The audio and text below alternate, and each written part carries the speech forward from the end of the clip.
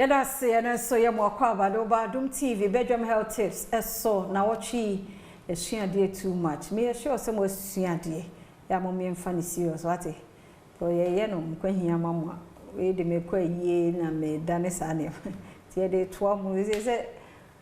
ni say amom pa e be fa ways and means bi swat ya say ni nyina ye boye ho na watchi me anso mesuade ni abatina ene de fam sa we share point wo ba bia bowura hospital ho ekwohwe opomuden memma no ma obia wo mu nsem o check o friend was 0244867068 awie bia how friend no ne ka kire no obetio na waboa won so tenene nso ye da se da mo akwaba na wotwe ya twen pa ma kire ya de tie ne ye di wie ye nhwe le treatment nso okay nyame Adom MALOCCLUSION treatment ho ho okay say start say na your appliance e bi o na enye too severe e betumi aye sa appliance no removable e bi okọ ebe ka se wo koda na wo de ahye e betumi a correct ama e bi also a severe inti the braces na eye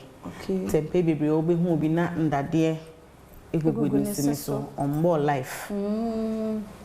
ne de no occlusion ni nye na ye di acca nimdie kwa enimu no bibi obi o ho a o se dade no egu ni so a ofere chali se mi amenyi se ya afi na me hu se nim se wo ho but na me mfa no we but me drew baby me hu se o se me mfa ni serious even though e mejuma no I thought so something small but baby me drew na me di me drew no me hu se o se me ye enti me ye enti nimdie mu no yeah, the braces ni biaba. Ti said the eshami.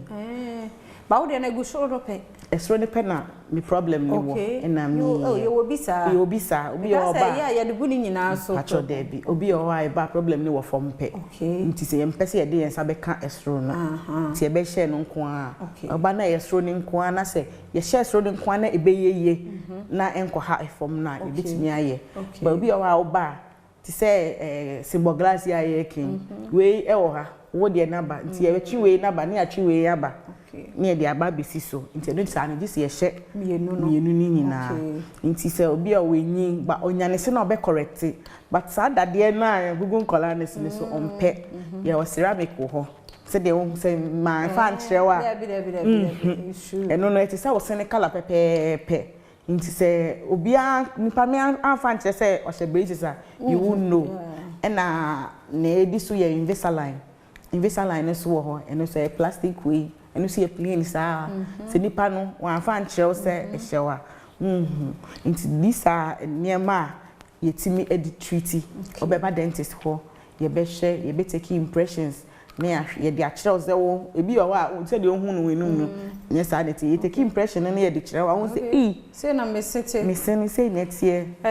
ye mfansi ha de aka nyina mom fro na afi ye no mom to so number Pacho Perfect Smile Dental Clinic and Foundation. Your number is 0243 728542 0243 728542. Ye home services sunti. Se obi o ha ontimi emba ye ho ye clinic na ofre ya ye no be schedule ye betumi abafie but eno na nye treatment ni nyina na ebetumi aye ofie treatment bi o ha ehia se wo beba clinic na ebetumi aye but kanka kra ebetumi aye ofie no ofre ya ebetumi abafie ni ya baba abehwo ho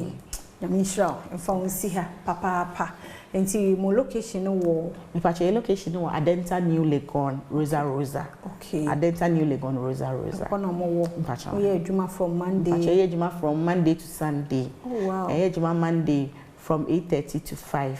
Saturday ye adwuma from 8:30 to 5 Sunday ye adwuma from 1 p.m. to 7 p.m. Mo nyame hira onu team no se ye ba mo je yeso to bibia ha yesen a wada o mebebo dan ni eda se me nsumi di afia amankwa tamaklo for Dr. 0244867068 infection bia ha wadwen ene ne nkasa na otwe besi mo nsem kwa hoden wo ho a ye be se hia